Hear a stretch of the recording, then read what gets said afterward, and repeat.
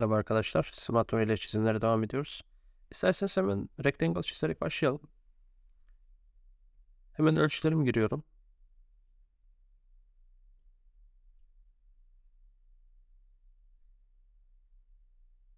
Şimdi üzerinde 5,5 çapında circle'lar var. Ayrıca 8,5 çapında da circle'lar var. Onları da çizeceğiz. Tabi bunları rastgele yerleştiriyorum. Hemen diğer büyük circle'ları da çiziyorum. Evet. Ve ölçüleri gireceğim şimdi.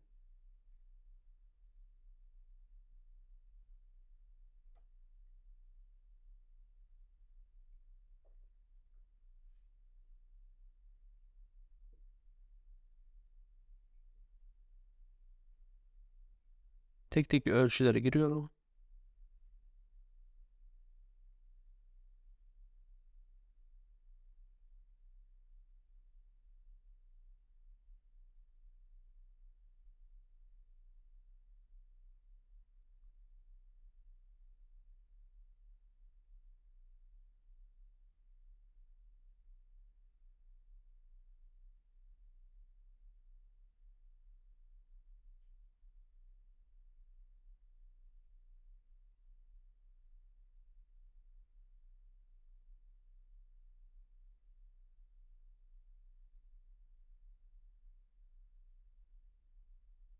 Ve hepsinin ölçüsünü verdik. New Extrude. Kat hale getiriyorum. Kalınlığımız 11,9. Evet. Parçamız hazır. Daha sonra bu yüzeye tekrardan bir skeç açıyorum. Ve küçük olan circle'ların üzerine bir circle daha çizeceğiz. Cıvata kafası gibi düşünebilirsiniz. Referanslarımı ekledim. Ve çapı 9 olan circle'ları yerleştirdim. Şimdi Remove Extrude yapıyoruz. Ve OK diyorum.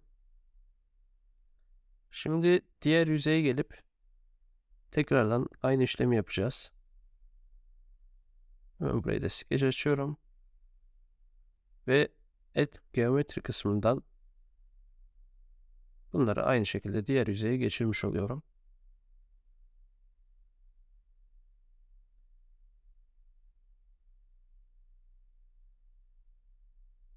Evet. Burada da aynı işlemi gerçekleştirdim.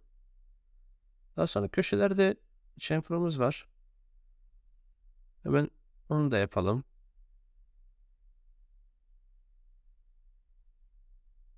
Seçiyorum köşeleri.